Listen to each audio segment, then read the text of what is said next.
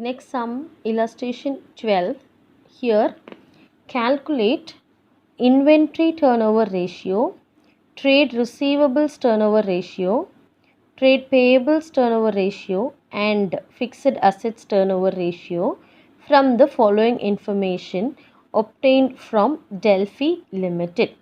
Here in this sum, it is being specified each and every turnover ratios. Okay, sometimes you may be asked like calculate turnover ratios. Okay, in that case you must know what all will come under this turnover ratio. That is, here you have your inventory turnover ratio, trade receivable turnover ratio, trade payable turnover ratio, and fixed assets turnover ratios. You have four categories of turnover ratios, right?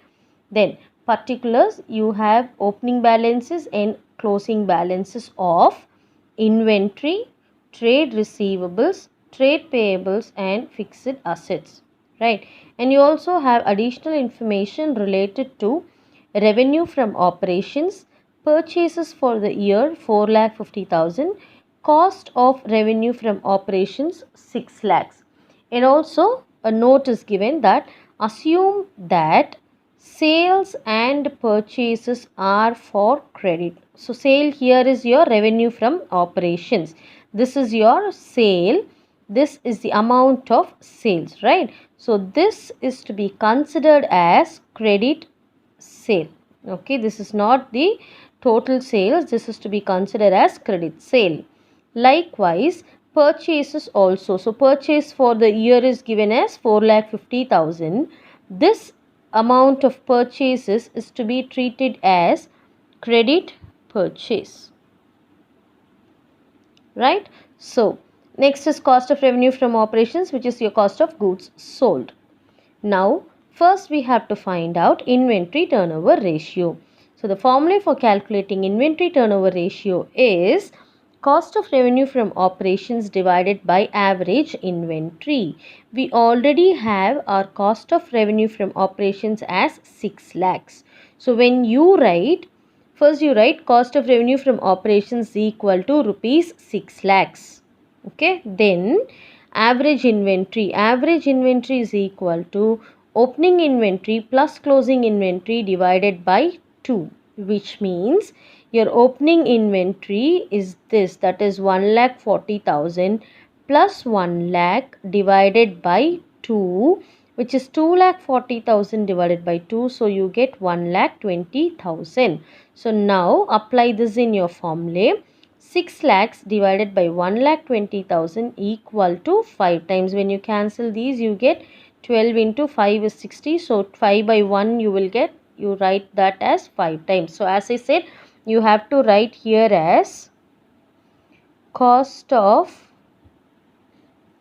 revenue from operations is equal to rupees 6 lakhs. This is again considered as one step while calculating this inventory turnover ratio. So you must write this one also. Okay. The second one is trade receivable turnover ratio. Before that, you are not asked to prepare any inventory conversion period or debt collection period. Nothing is asked. So you need not bother about all those. Just do only this part, that is inventory turnover ratio alone. Okay. Next one is trade receivable turnover ratio. Trade receivable turnover ratio is equal to credit revenue from operations divided by average trade receivables. So credit revenue from operations is already given here in your sum, which is 10,50,000. So again you need to write that credit revenue from operations is equal to 10,50,000. Okay, just like how I have written here, the same way you have to write credit revenue from operations is equal to 10,50,000. The next one is average trade receivables. You have your opening trade receivable and also closing trade receivables. Add these two values, that is opening trade receivable plus closing trade receivable divided by 2.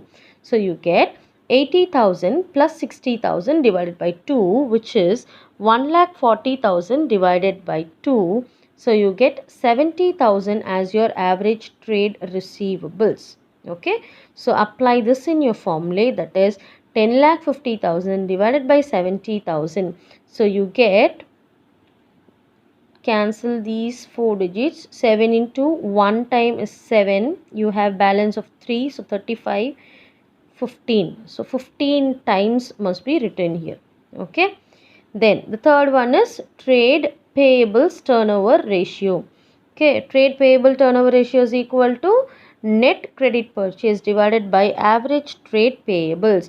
So again, we have our net credit purchase in the sum directly, which is 4,50,000 divided by average trade payables. Average trade payable is equal to opening trade payables plus closing trade payables divided by 2, which is 40,000 plus 50,000 divided by 2. So you get 90,000 divided by 2, which is 45,000. So you will write 4,50,000 divided by 45,000, which means you get 10 times here. Okay. Then the last one is fixed assets turnover ratio. So fixed assets turnover ratio is equal to sales, that is your revenue from operations, divided by average fixed assets. So here we said it is to be treated as credit sale, right? So credit sale can also be total sale also. So 10,50,000 will be treated as the revenue from operations divided by opening fixed assets plus closing fixed assets, that is 5,50,000 plus 5 lakhs divided by 2, which is 10,50,000 divided by 2. So you cancel these, you get 5,25,000 as your average fixed assets. Okay. After that, apply this value in your formula. Revenue from operations is given as 10,50,000 divided by 5,25,000. So when you cancel, 525 into 2 is 1,050. So you get 2 times here. Okay. So this is how you have to, these type of a problem will be asked in 5 marks. At least 2 ratios from among these will be asked in 5 marks. Okay. So that is it for today. So you have to complete exercise 9, 10 and 10, 11 and 12. Okay. So you have to complete exercise 10, 11 and 12. Thank you, students.